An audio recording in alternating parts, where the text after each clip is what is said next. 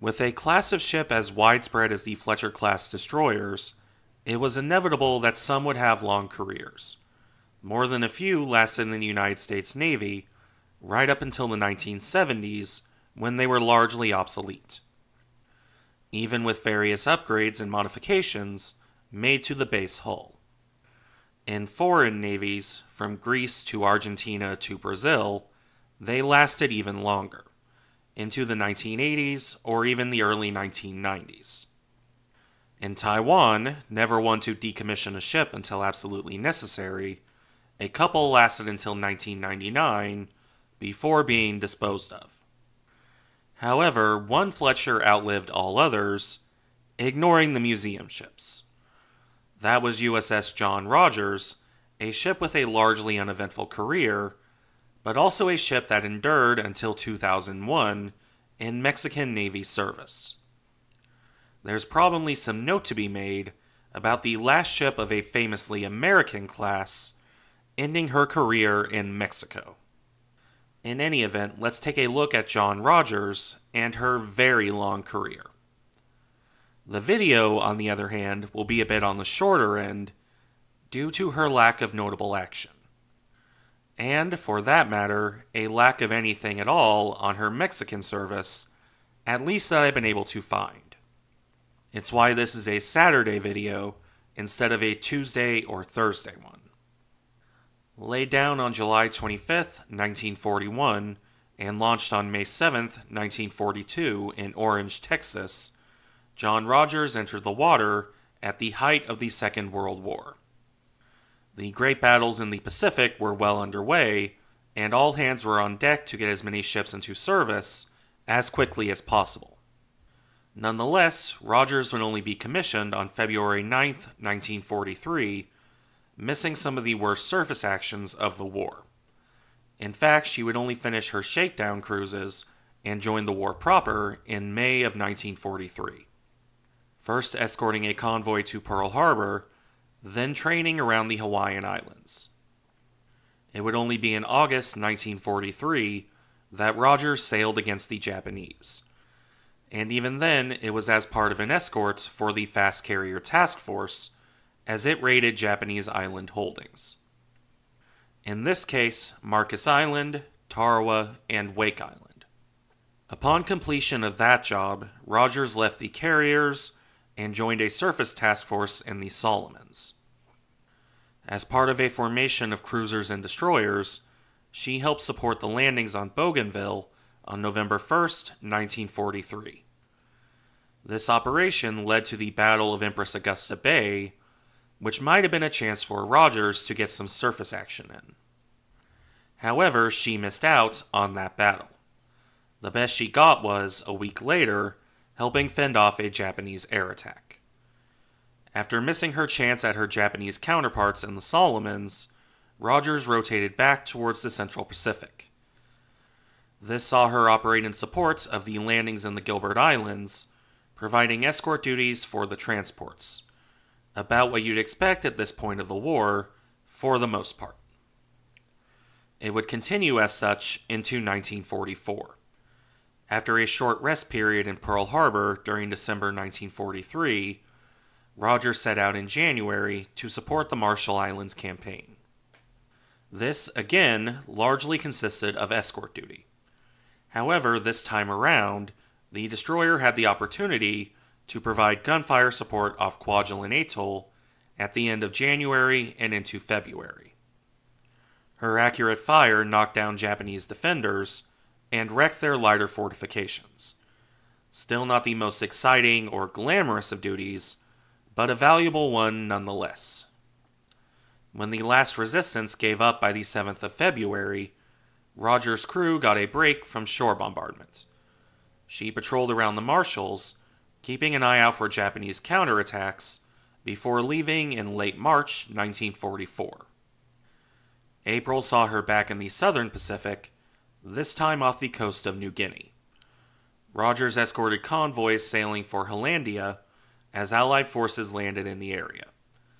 She would remain in the South Pacific until, in June 1944, the destroyer sailed to the Marshall Islands to prepare for the Marianas Campaign, during which she would, starting on July 21st, bombard Guam alongside other American forces. In the course of that operation, Rodgers would fire no fewer than 3,600 rounds of 5-inch ammunition onto the occupied American island. I imagine her crew got quite familiar with her main battery in the process of doing so. It would be hard not to when you're firing off enough ammunition to fill the ship several times over.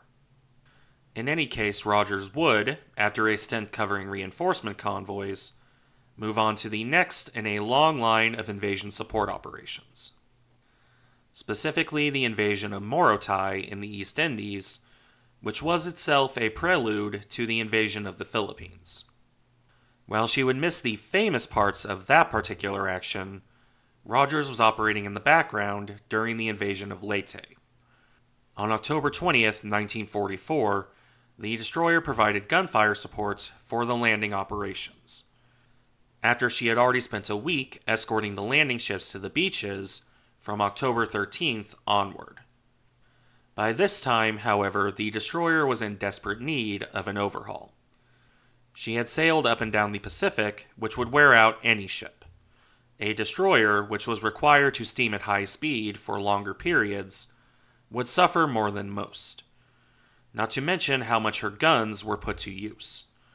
Since Rodgers had been in nearly constant action for well over a year at this point, she left the Philippines on October 30th, 1944. After arriving in Mare Island, California, the destroyer spent a couple months in refit. By January 1945, she was overhauled and ready for more action. This would begin in February of 1945, although it began much the same as her service in 1943 had done, escorting the fast carriers as they bombed Japanese holdings. Only, as a sharp demonstration of how much the war had changed in the intervening 2 years, these weren't bombing missions on far-flung islands.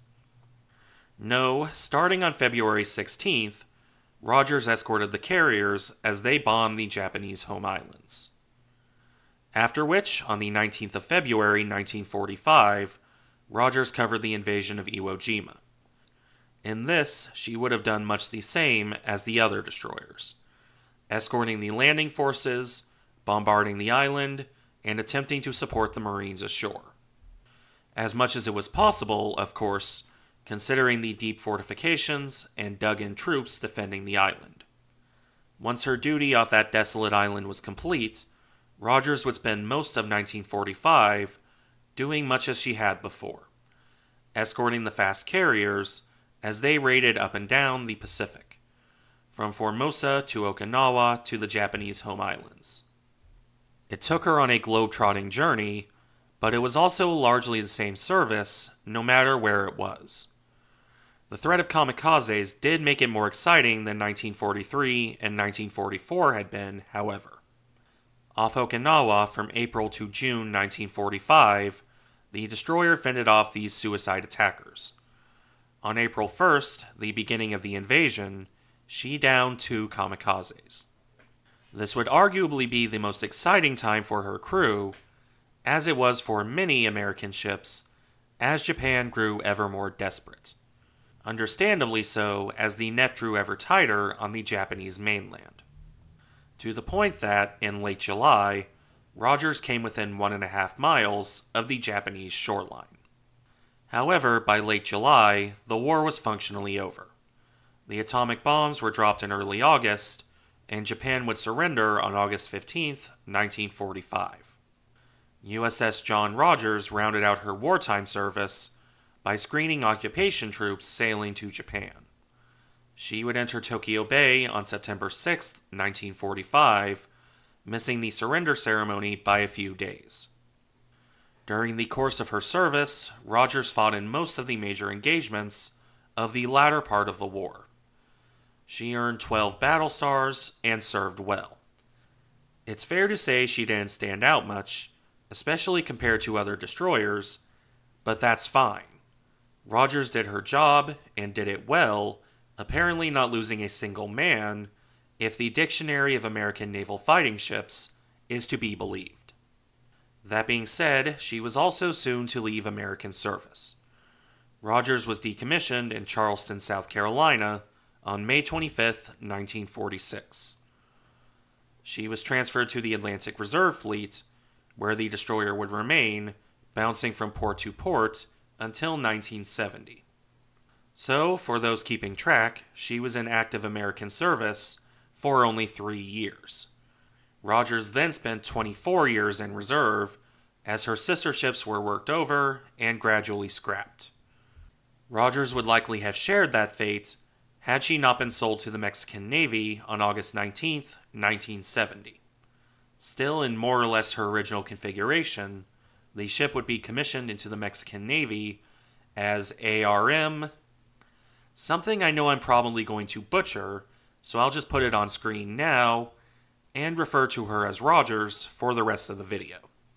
Not that there's much left of the video at this point, because, as I said at the start, I've not been able to find anything on her career with the Mexican Navy.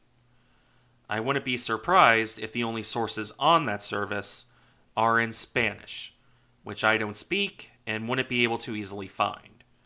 Even so, with Heermann, I was able to find at least something. Not so for Rodgers. Inferring from the usual use for a ship this age, I would expect that she was primarily used for training Mexican sailors, as well as patrol duties, exercises with other navies, and the odd voyage to visit foreign ports. That is, however, just a guess. If anyone has a good source on her Mexican service, regardless of the language, let me know. I'd be happy to do a follow-up video, but Google is rather failing me on this topic. For the moment, I'll round off with this. Rodgers would finish her career with the Mexican Navy on July 16, 2001, edging out her cumulative time in American service, both active and reserve, by a couple years. At that point, efforts almost immediately began to secure her as a museum. Rodgers was the only Fletcher left around at the time that could be acquired. When you toss in her long career and the fact that she was still largely in her World War II layout, right down to still having Bofors guns, it's easy to see why she was so desired for a museum. Unfortunately, this would not come to pass. Money wasn't available, and eventually the Mexicans tired of her rusting away and being a potential hazard to navigation.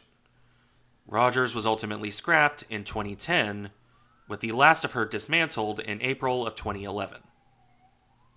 Thank you for watching. Remember to like, comment, and subscribe if you enjoyed the content, and I'll see you in the next one.